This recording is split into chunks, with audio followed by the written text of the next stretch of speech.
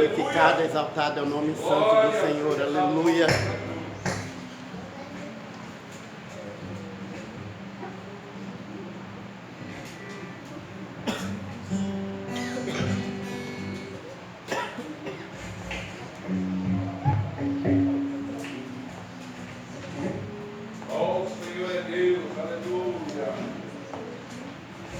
Existe uma canção em cada um de nós.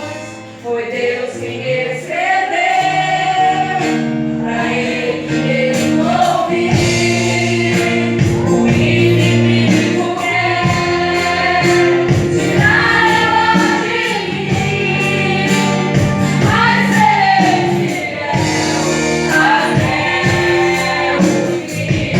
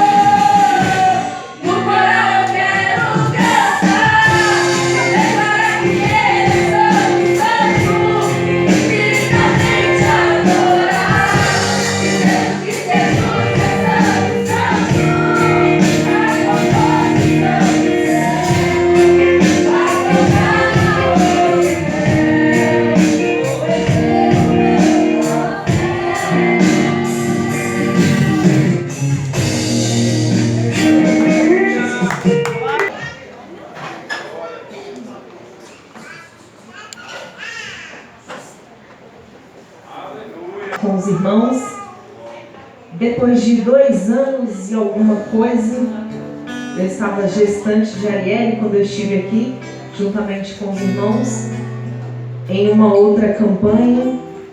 E eu fico feliz de estar novamente aqui e ver esses bancos repletos. Que o Senhor continue abençoando a cada vida, a cada irmão aqui nesta noite. E eu gostaria também de agradecer ao nosso pastor Sérgio, a nossa pastora Adelaide, pela oportunidade de estar nos convidando, de estar aqui e dizer que o Senhor é bom em todo o tempo. Quando o pastor Sérgio me fez um convite há uns 15 dias atrás, eu falei assim: ai, Senhor, meu Deus, o Senhor deu tema, Senhor, e é um texto histórico. Como que nós vamos falar diante deste livro? E de lá para cá eu fiquei atenta ao que o Senhor queria que eu trouxesse à sua igreja nesta noite. E vários pontos o Senhor me pontuou nesta noite, e eu gostaria de estar dividindo com os irmãos nesta noite. E à medida com que o Senhor já está revelando a sua palavra aos irmãos, conforme o Senhor me revelar algo da parte do Senhor, assim eu estarei passando à igreja, amém? Mas antes de dar início a essa mensagem de hoje, eu gostaria de dizer, irmãos, o pastor Sérgio, irmão também, Cristo Jesus, em 2016, eu estava juntamente com ele em um trabalho lá no Açude Velho. Eu não sei se a irmã vai me lembrar.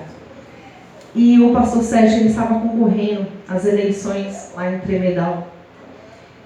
E o Senhor falava grandemente comigo que o Senhor iria dar uma vitória ao seu filho. E eu crente, achando que seriam as eleições. E passou as eleições, o Senhor não deu a vitória ao irmão. E eu fiquei me perguntando, nesse decorrer de quase 2 anos, 3 anos, Senhor, eu tenho certeza que foi o Senhor que me usou naquele dia para falar que dá vitória ao teu filho. E cadê essa vitória, Senhor? E o Senhor falou grandemente comigo: minha filha, minha serva, tenho eu dado vitória desde aquele dia ao meu filho. E eu tenho dado vitória a ele sobre a enfermidade. O Senhor já tinha decretado a vitória dele antes mesmo dele saber que estava doente. E o Senhor falou que ia ainda usar 300 para ajudá-lo. E o Senhor levantou grandemente um exército para estar ajudando ele neste processo. E eu creio que vitórias virão através da vida do Senhor. Amém? Eu gostaria que os irmãos abrissem as suas Bíblias. Josué 6. O texto-chave nesta palavra é o versículo 20, como foi me passado. Mas eu gostaria de, no decorrer, ir dando uma pincelada dentro do capítulo 6. Mas de hora, eu gostaria que os irmãos lessem comigo, em voz alta, o 6, versículo 1. Amém?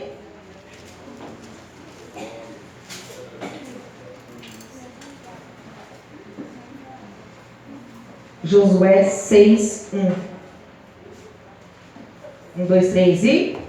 Ora, Jericó estava rigorosamente fechada por causa dos filhos de Israel. Ninguém saía e ninguém entrava. Como estava Jericó, irmãos? Fechada. Ninguém entrava e ninguém saía. Estamos diante aqui, irmãos, podem se assentar, do 6º livro da nossa Bíblia Sagrada, que fala sobre a vida de Josué, que outrora era Oséias. Vocês sabiam disso? Ele era Oséias e o seu nome foi trocado para Josué. Depois da morte de Moisés, Josué assume a liderança do povo de Israel. Josué não se achava capaz, mas aí o Senhor, na sua infinita bondade, o anima e diz assim para ele em Josué 1:9: esforça-te e tem de bom ânimo, não temas e nem te espantes, porque o Senhor teu Deus é contigo por onde queres que tu andares. E nessa noite, irmãos, eu venho trazer uma boa notícia para vocês. Não temas e não te espantes. Aonde você colocar a planta dos teus pés, ali o Senhor irá prosperar. Ali o Senhor irá fazer grandes coisas. Sabe por quê? Porque o Senhor teu Deus está contigo. Amém? Então, Josué recebe essa promessa que nós herdamos por herança através da vida de Josué. E Josué estava ali, depois de atravessar o Jordão, com os pés a seco. Eles estavam num acampamento em Gilgal, próximo a Jericó. De Gilgal a Jericó era em torno mais ou menos de 2 a 3 quilômetros, né? E Deus colocou à frente de Josué e daquele povo a primeira cidade das 31 cidades que eles precisavam derrotar para tomar a Canaã. Então eu quero dizer para vocês que se vocês estão na sua primeira luta, dê glória a Deus.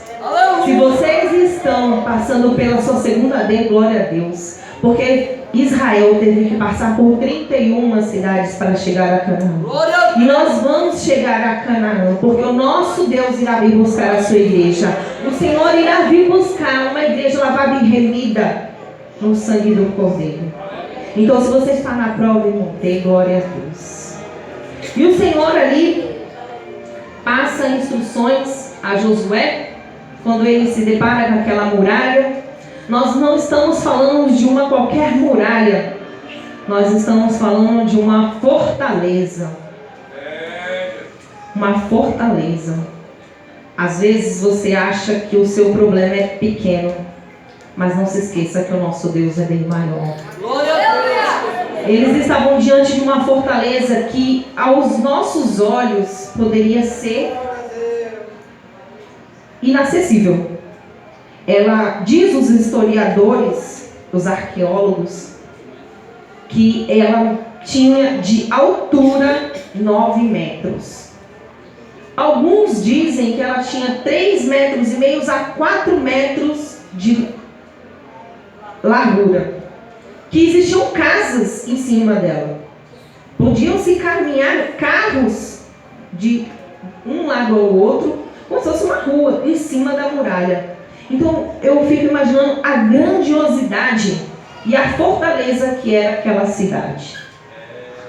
Mas Deus chamou a Josué e deu instruções para Josué.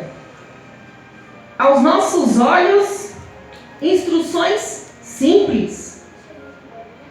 Se você soubesse hoje que para você derrubar o seu problema, a sua muralha, a sua dificuldade, a fortaleza que é aquilo que aos seus olhos é impossível, fosse tão simples, vocês não fariam?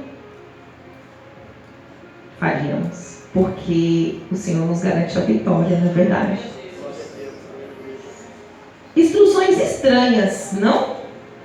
Como que o Senhor chama Josué e diz para ele que, primeira coisa, já lhe entreguei a cidade. Ponto. Não tem nada fora além disso. Eu já entreguei o seu rei e todos aqueles que estavam ali na sua mão. Eu fico imaginando como que Josué, um homem de batalha, um homem que foi chamado para a guerra, lidou com essas instruções. E ter que passar diante ao povo aquelas instruções para serem seguidas à risca. Porque o nosso Deus, Ele nos dá direção a ser seguida. O Senhor nos dá o rumo que nós temos que seguir. O Senhor poderia muito bem dar a Josué instruções de batalha. Não poderia? Já que ele era um homem que entendia melhor essas instruções, não é verdade? Mas Josué atende ao Senhor, chama o povo, chama os profetas, chama ali os sacerdotes que traziam a Arca da Aliança, porque não era qualquer pessoa que podia estar tocando na Arca da Aliança. A presença do Senhor estava constantemente ali com Josué e o povo de Israel.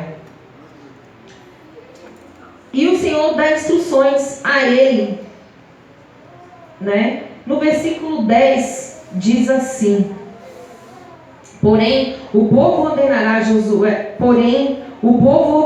Josué dizendo: Não griteis, nem fareis ouvir a voz de quem irá falar palavra alguma à vossa boca, até o dia em que vos diga: grita, então griteis. Então o povo era para ficar calado. Às vezes, irmãos, o que eu venho aprender nesse pequeno versículo? Que o povo de Israel, assim como nós, diante da nossa batalha, diante da nossa fortaleza, nós temos que ficar calados. Não devemos ficar tocando trombeta, irmãos, dos nossos problemas e das nossas dificuldades, daquilo que aos seus nossos olhos é impossível para qualquer um. Porque nem todo mundo que mete a mão no prato com a gente quer ver a nossa vitória. Nós devemos abrir a nossa boca somente para o Senhor dos Exércitos. Nós devemos abrir somente a nossa boca para o Senhor Deus Todo-Poderoso. Porque se o povo também tivesse falado ali naquele momento, eu fico imaginando, no primeiro dia tá bom, segundo dia tá bom, vamos lá.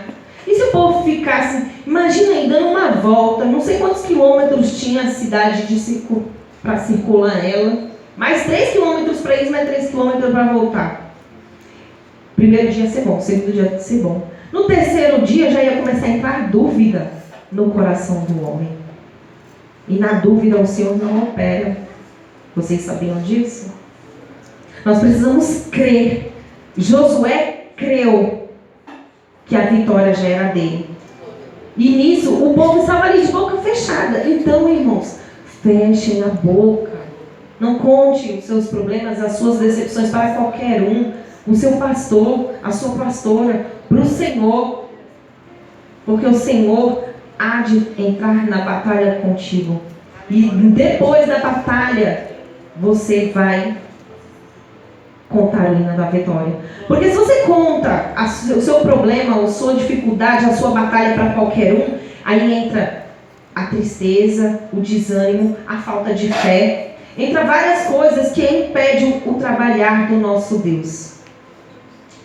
E o objetivo disso tudo foi que Israel ele foi provado durante uma semana. Não importa, irmãos, quanto tempo você há de esperar a sua vitória, mas creia que um dia ela vai chegar. E o Senhor nessa uma semana fez o que com Israel? Testou a sua fé. Fé. Sem fé é impossível agradar a Deus. Porque se Deus é por nós, quem será contra nós? Se Deus é por nós, quem será contra nós? E então, irmãos, eu venho dizer nesta noite uma das coisas que o Senhor colocou no meu coração: a fé. A fé não é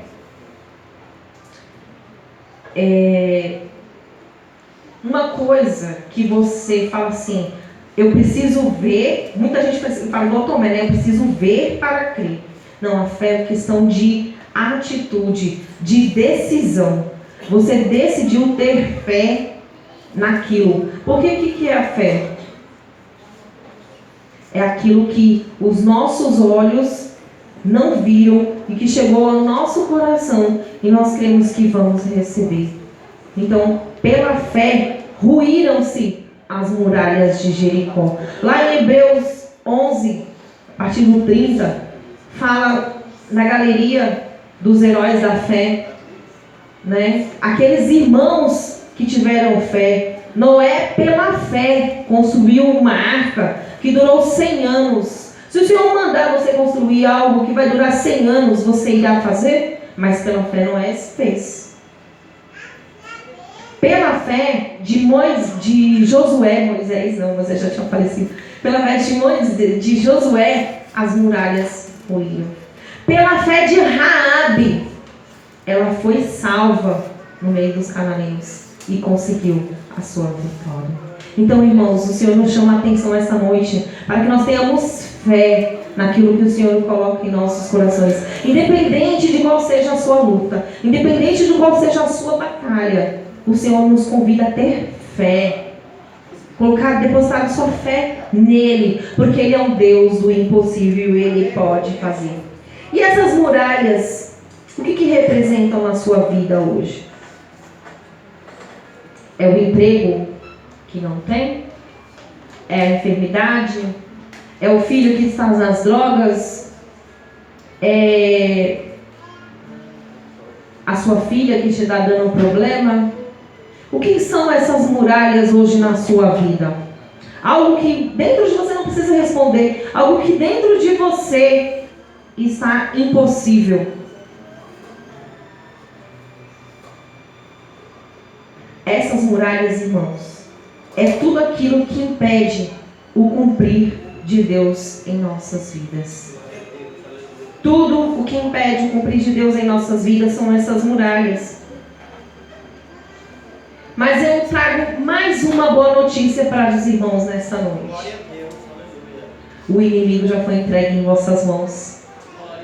Aleluias. O inimigo já foi entregue em nossas mãos. Por meio de quem? De Cristo Jesus. Romanos 8:37. Que o Senhor nos fez mais que vencedores. Por meio de Cristo Jesus.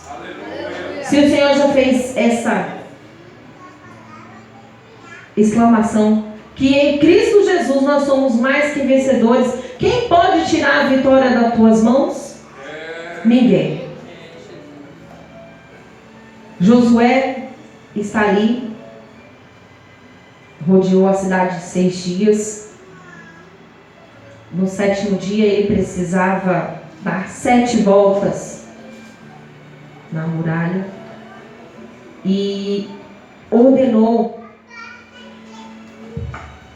ao povo somente 2 coisas: que poupasse a vida de Raabe.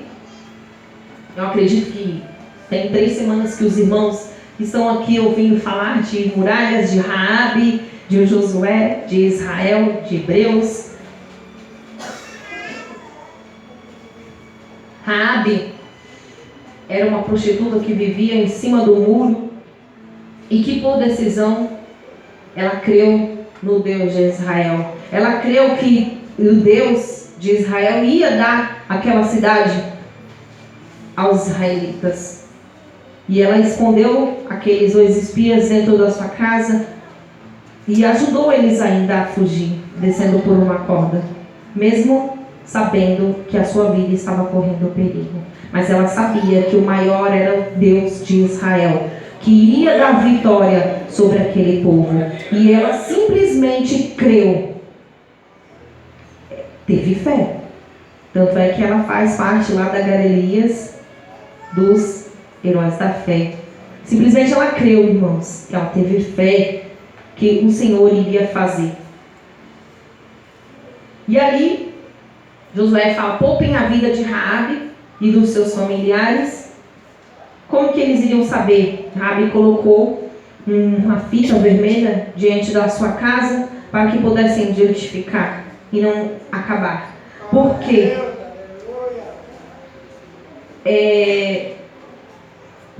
A justiça de Deus naquele tempo estava com Israel. Só para conhecimento dos irmãos, não era somente uma guerra de conquista de uma cidade. Era uma guerra de... Como eu posso falar para os irmãos? Uma guerra de... Me fugiu a palavra agora. De conserto de Deus na terra. O povo de Israel estava trazendo conserto sobre onde eles passavam. Simplesmente porque aquele povo, os cananeus, eles estavam profanando o nome do Senhor já há 500 anos. Não era 1, 2, 3, 4, 5 anos, não. Israel, naquele tempo, era o juízo de Deus na terra. Então ele entrou naquele lugar porque os homens e mulheres que estavam naquela cidade estavam profanando os seus templos. Estavam entregando seus filhos para a morte. Estavam em cultos de adultério. Estavam cultuando a imoralidade. E o Senhor estava irado. A taça de iniquidade dos cananeus já tinha transbordado. Então ali Israel não estava só diante de uma terra de conquista. Eles eram o juízo de Deus na terra. E o segundo instrução que Josué deu ao seu povo era que não pegasse nada dos esposos de guerra. Que geralmente quando eles entravam em algum lugar, eles pegavam, saqueavam, pegavam todas as coisas e levavam. Não, diferente. Todas as coisas que eram ouro, prata, bronze, metal, era para o templo do Senhor. Segundo historiadores, eu acho fantástico isso.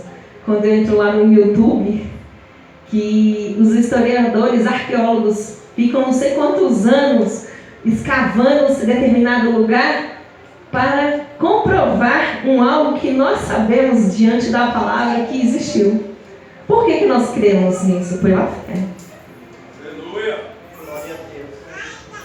E arqueólogos encontraram, diante da muralha de Jericó, dentro da cidade, potes cheios de cereais. Eu acredito que eles tinham acabado de passar por um momento de colheita, porque eles estavam trancados, eles precisavam de mantimento, eles precisavam de água, eles precisavam de sustento, eles não sabiam quanto tempo eles iriam ficar ali, sem entrar e sem sair da cidade.